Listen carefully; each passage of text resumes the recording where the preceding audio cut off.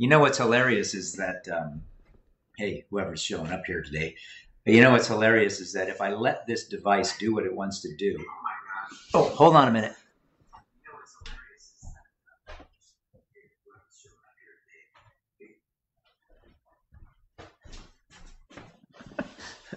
Okay, I'm back. So anyway, sorry for all the absolute confusion this morning. But what's sort of funny is that this device, it has a mind of its own. So if I leave it unchecked, it just looks for something to focus in on. And clearly, as we began this morning, it was focusing on the basketball and the heater. Crazy thing. Good to see you all this morning. Hello, Ruth. Hello, Bruce, Joan, and whoever else is jumping on board.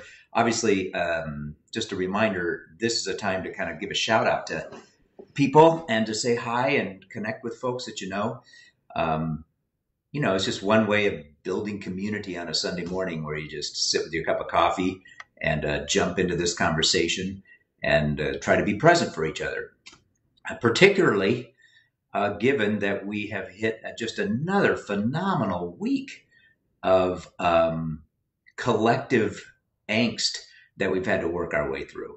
So hoping today to kind of think for a bit with you, maybe even a little bit critically about how religion and spirituality can give us some tools to think about the way in which we construct meaning in our lives.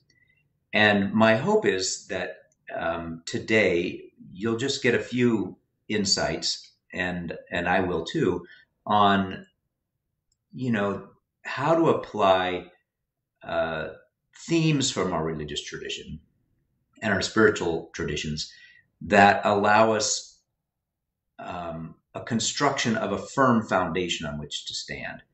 And I think it's different than we think. So hopefully we'll get a little bit of a sense of that today. So welcome, everybody. It's awesome to see everybody clicking in and getting on board today. It's going to be a beautiful day, obviously. We're all hoping for more rain, but we're going to get a dry spell here, so that's the way it goes.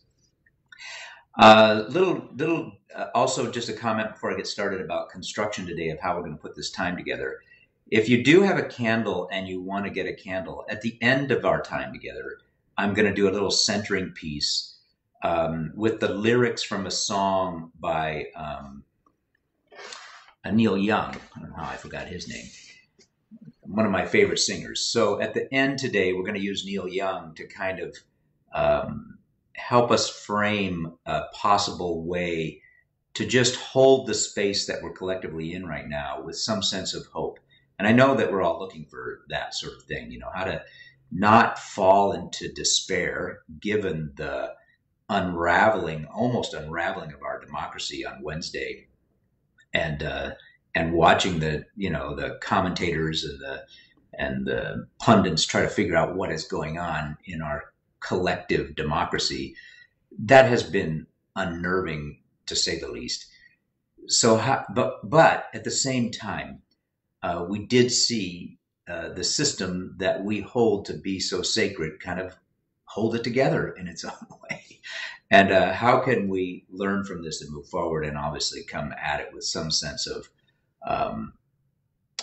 focus and intentionality. So I'm going to use Neil Young's song called Light a Candle as an ending piece today. So that's where we're headed. So I've got my candle ready to go. So let's get going. I wanted to start today with going back to Wednesday, which was Epiphany. Epiphany for me growing up, and I don't know what it was like for you, but Epiphany for me growing up was had this magical quality to it. It had a magical quality to it because when I was growing up, we lived in the Santa Cruz Mountains, and we would celebrate Christmas in the Santa Cruz Mountains. But all of my mother's relatives were in San Francisco, the big city, right? A completely different world San Francisco was to the Santa Cruz Mountains. And there were a few years where we would attend the Epiphany party in San Francisco at my aunt and uncle's house, who lived up high in the San Francisco hills, overlooking the whole city. It was a very upscale event. Let me put it that way. They had a big grand player piano. People would drink and dance, and then there would be gifts to open. And it was linked, of course, to the coming of the three wise ones to the manger and the bearing of gifts at that event. So Epiphany, which took place on Wednesday, and this Epiphany party was like this. It was kind of an invitation to see a world that I didn't live in. We didn't live in big city. We didn't mix it up with people who operated at this kind of level. We were more rural folk in the mountains, right? But we got to dive into a worldview that kind of gave us another picture of the way in which people lived, a different picture of a way in which people thought and interacted and engaged in each other, and their worldview was completely different. And that was our Epiphany party, right? And I remember as a kid going to this thing, and just my eyes, from the moment we arrived to the moment we left, I was just mesmerized that there were people that were related to us who lived completely different lives than we did. And for a moment, we got to dive into that experience. In a strange way, I don't know about you, but I had that same kind of feeling on Wednesday as I saw mobs moving into these sacred spaces and realizing it was, in a sense, an epiphany in and of itself, that there are people that have a completely different worldview than I have, right? And that they are part of our collective human family. And I had to wrap my head around the experience of being exposed to them on the news, and as I watched the commentary about this, and realizing that there are people, just like that trip to San Francisco, to realize that there are people that have constructed their lives in a completely different way than I have. And I've got to somehow come to grips with that.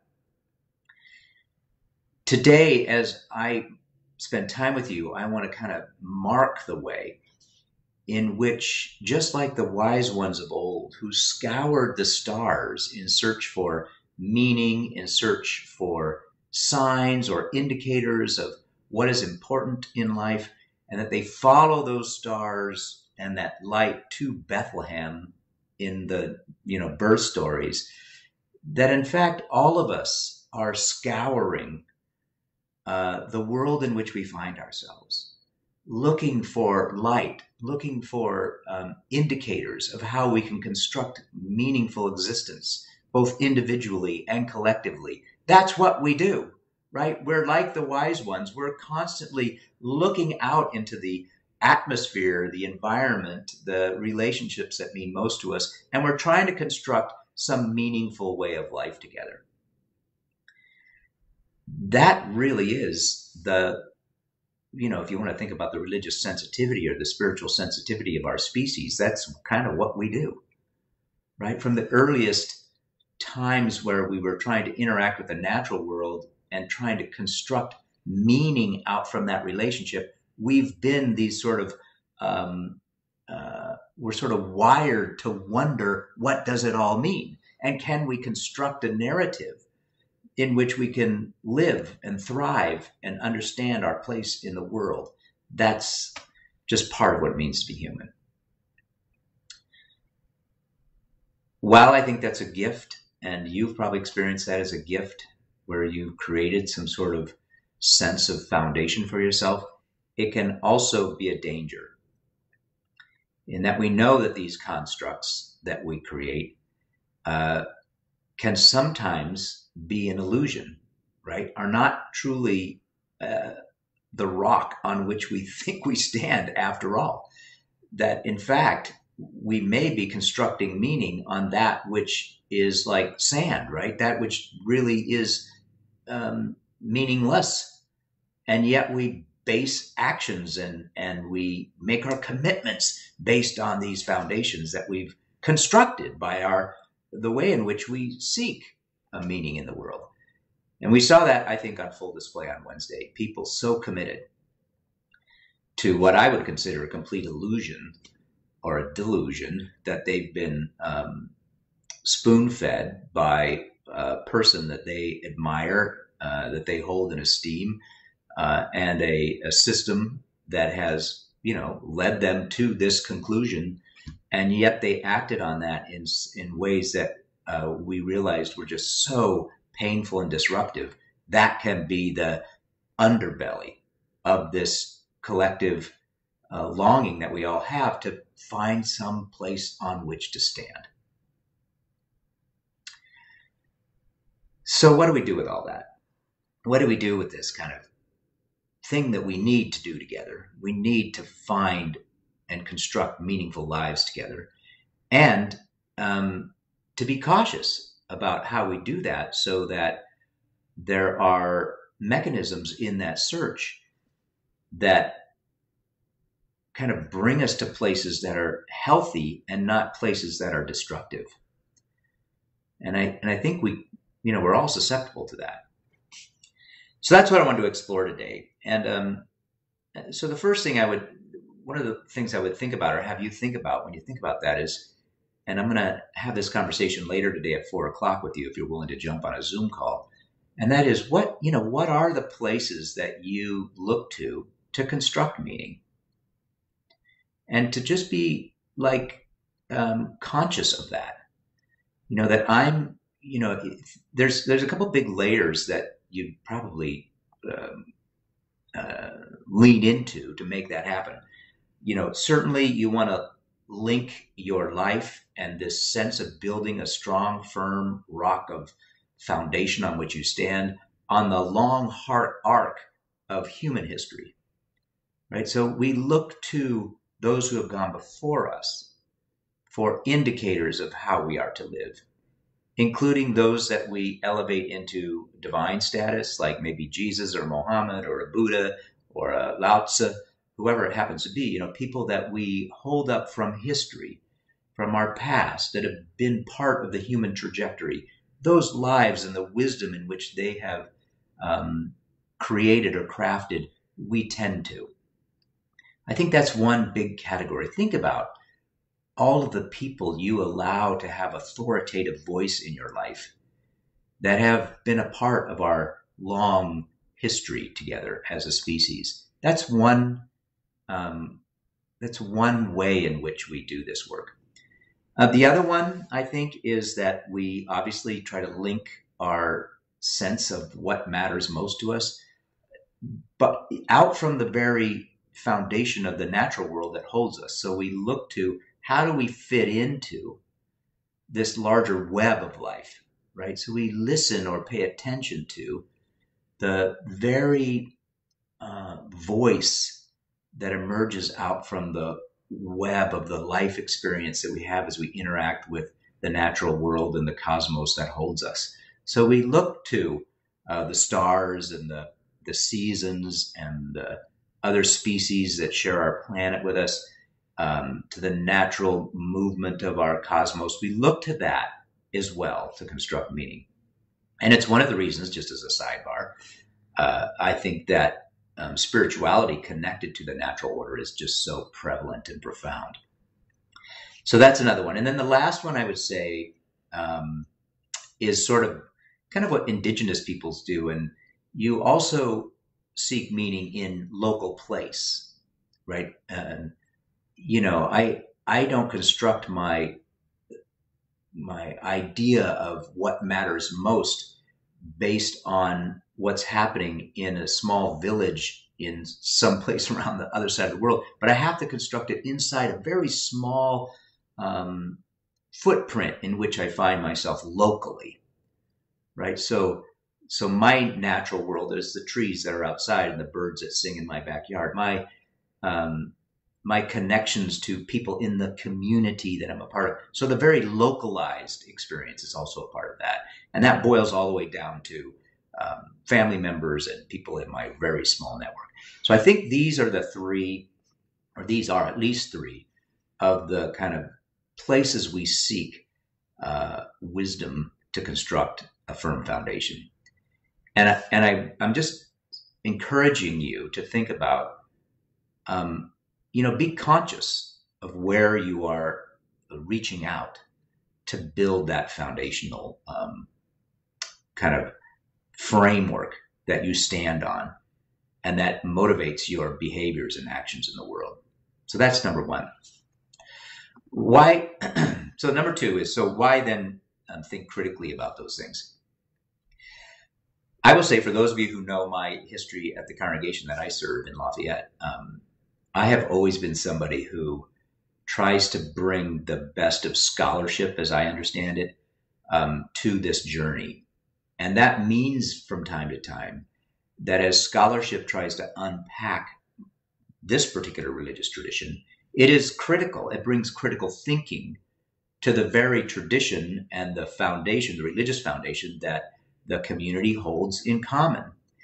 And when critical thinking is brought to bear on something that is foundational, it can feel very threatening, right? And so people can feel, and they have felt in this environment, have felt threatened because there is a shaking of the foundations that they have created that literally feels like an existential threat to them. And so they begin to push back and they get fearful. And in some ways, they can even respond through aggression or even violence in some ways to say, I refuse to listen to that.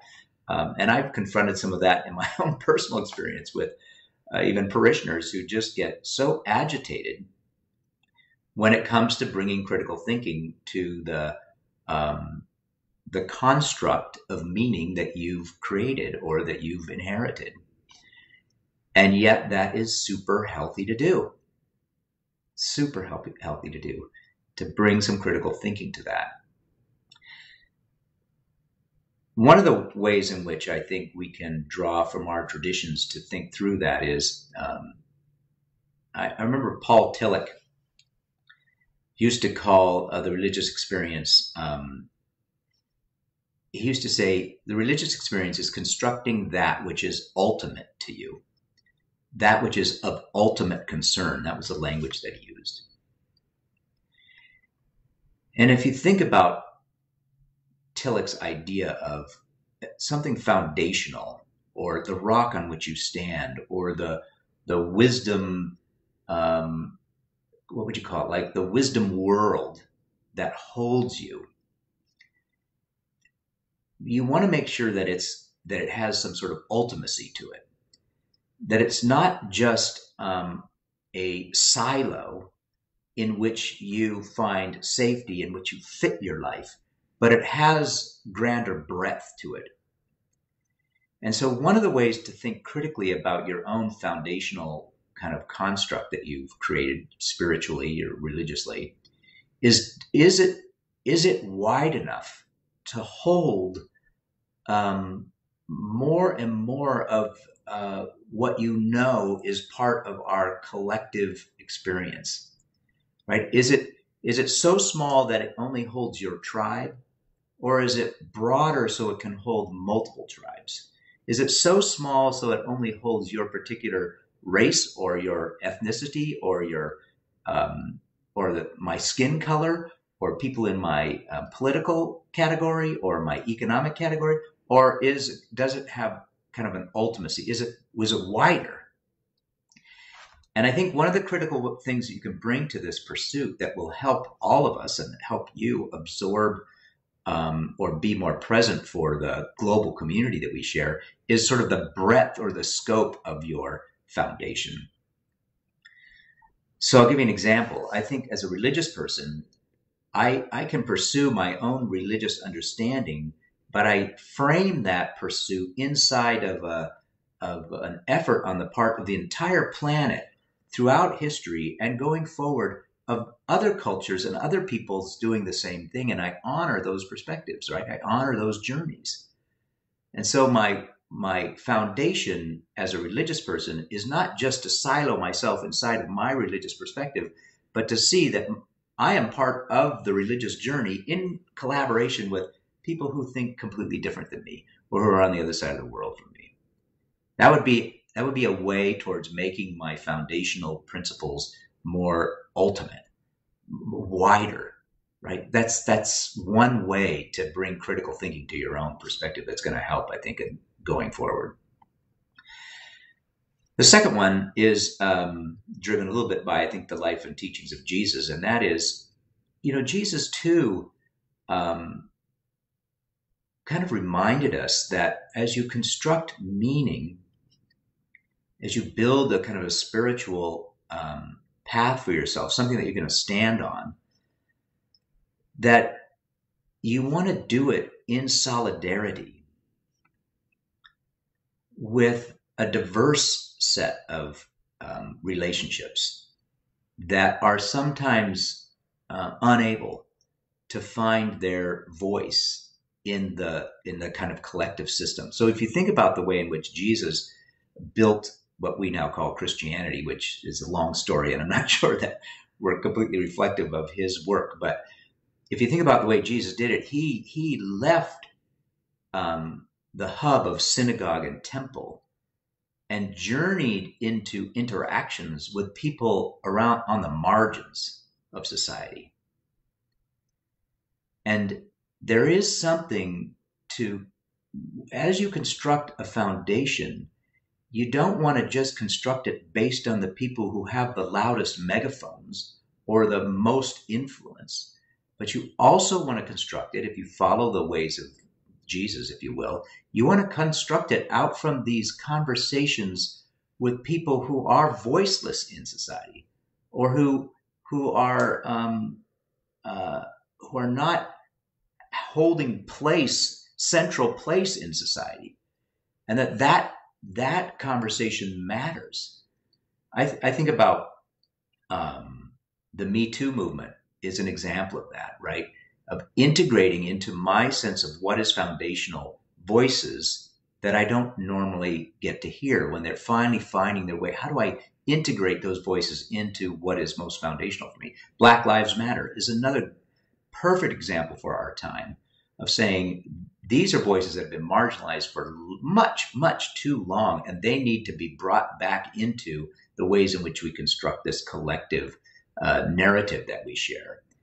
And there's some who would say the backlash that we're seeing now politically is a response that those voices are finding their way into our democratic process and conversation, and people are feeling threatened by that. But I do believe that that's one of the that's one of the beautiful things that Jesus brought to this sort of wisdom seeking that we share, is who are you really listening to anyway when you construct this thing?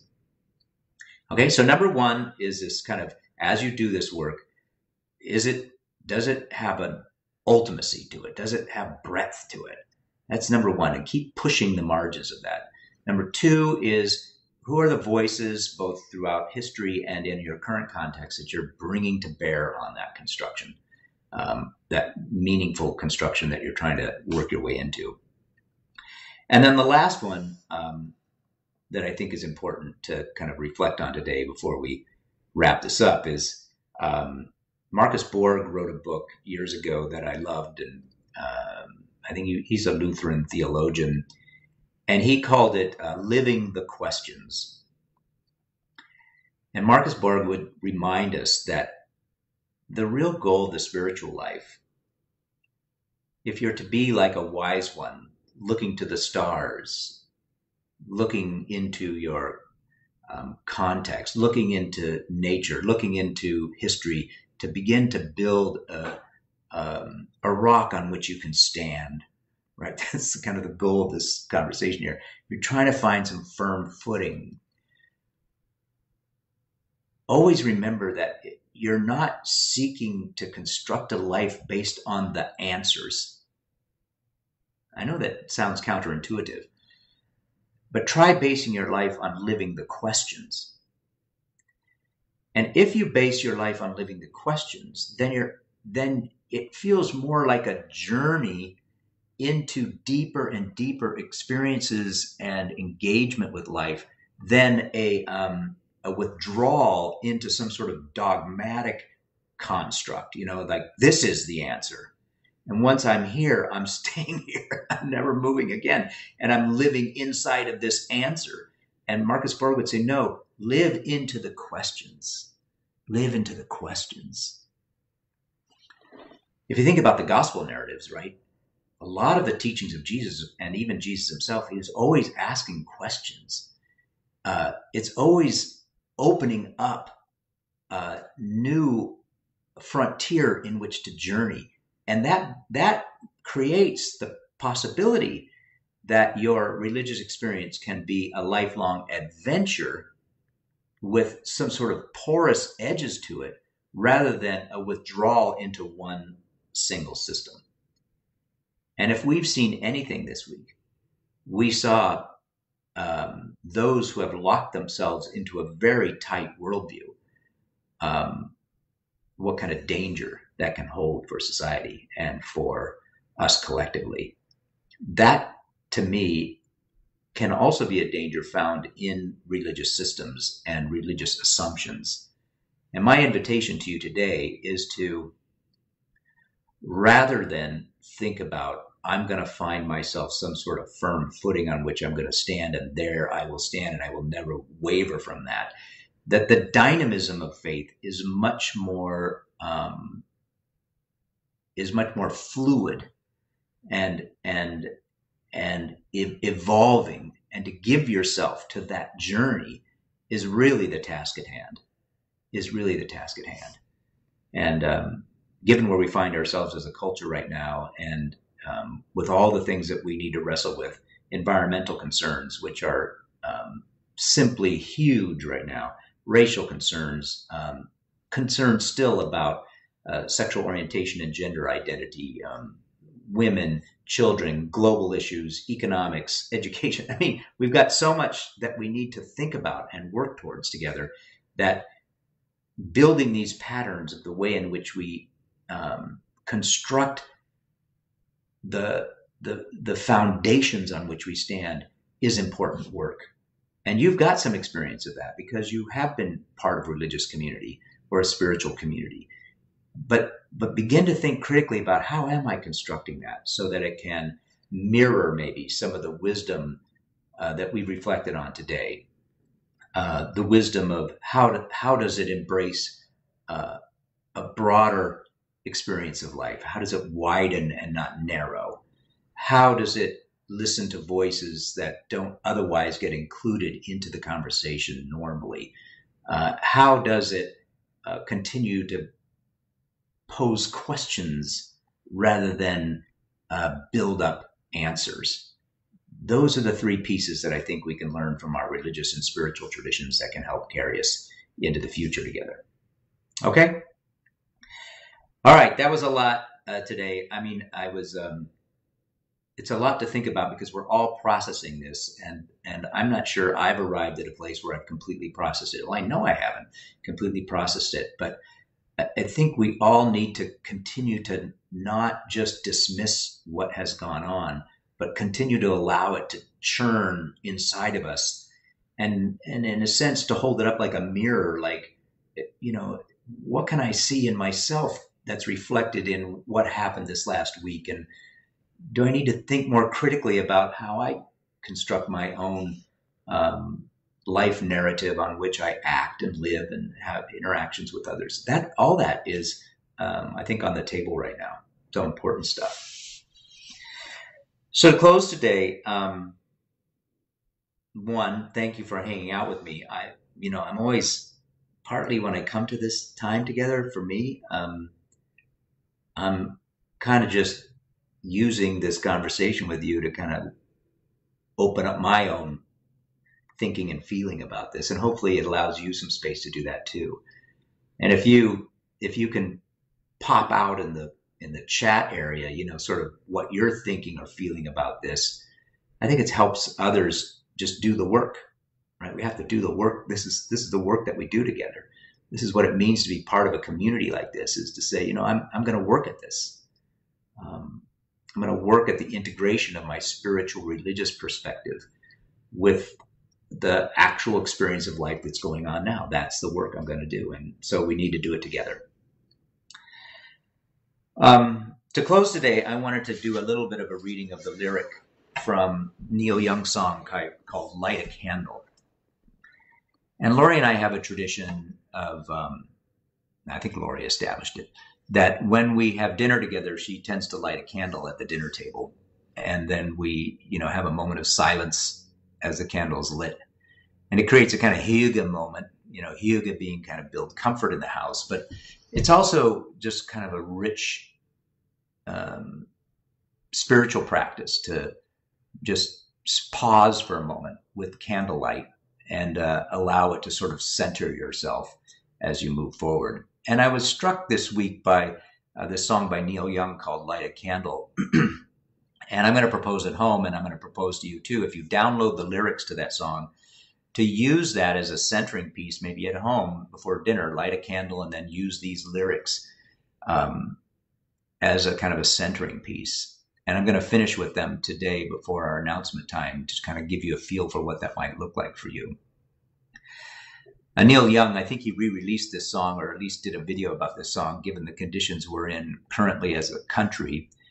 But it's also fitting because this is the week we celebrate the ones who are seeking the light of the world, right? The three wise ones, these magicians from the East who show up, Zoroastrian priests, whose whole life it is to watch the stars and see if there's some indications of where humanity can go, right? They're looking for light in the world. And so how do we bring a little bit of our own light to the world in which we find ourselves? So light a candle and then let these words kind of wash over you as you think about bearing your own light in the world. Neil Young's Light a Candle.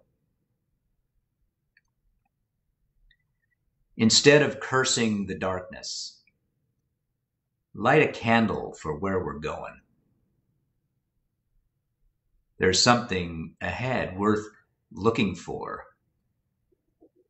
When the light of time is on us, we will see our moment come, and the living souls inside will carry on. It's a chance to give new meaning to every move we make through the caverns in the caves where we come from. When the light of dawn is on us, we will see what we can be, and the ancient ones can sleep an easy sleep.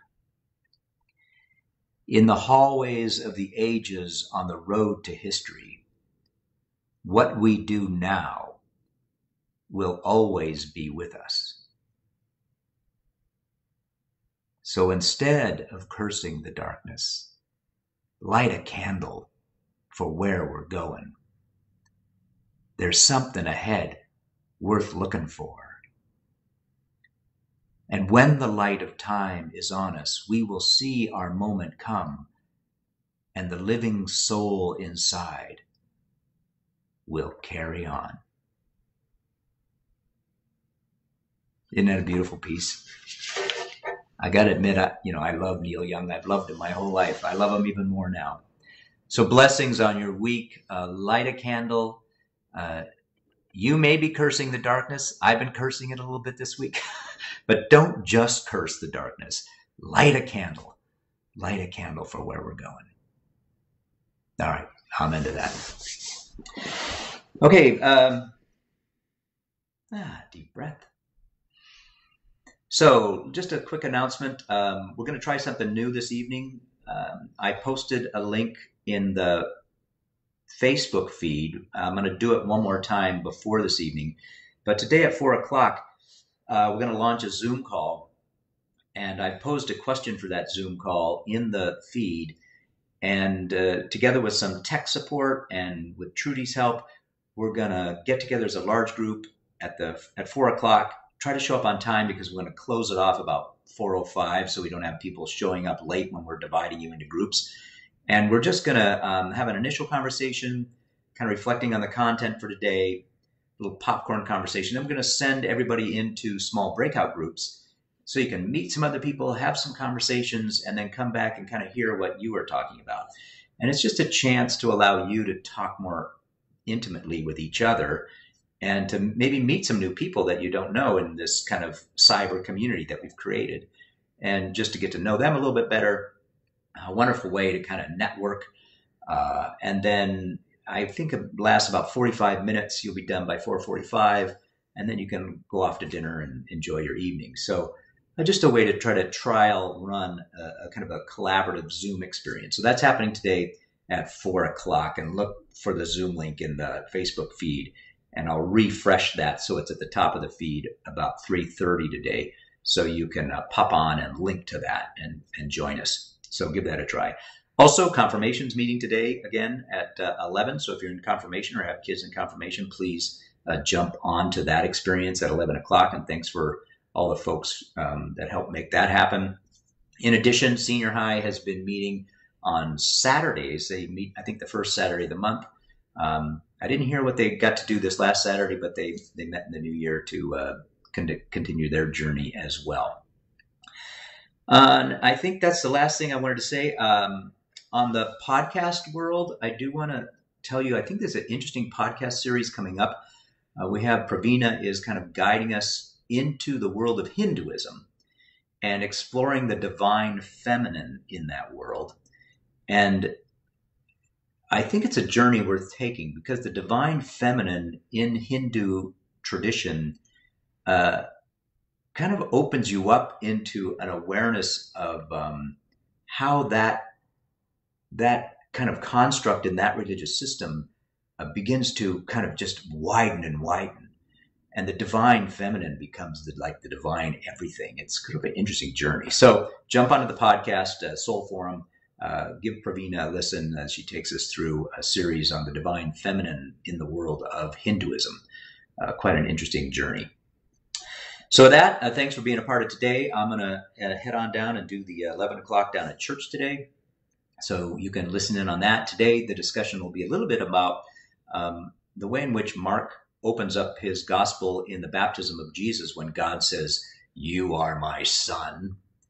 And then Jesus taking that and calling himself not the Son of God, but the Son of Man. And how those two things kind of play with each other. For the folks in the Mark study, they'll know what I'm talking about, but there is in Mark particularly a deep emphasis on the way in which God moves in the world is through the experience of what it means to be human. So if you want to log on to that, that'll happen today at 11. All right. With that, blessings. Great hanging out with you. Let's light a candle. Instead of just cursing the darkness, let's light a candle for where we're going. And then let's bring our full selves, right, our critical selves, to building the foundations on which that future will be born. Be well.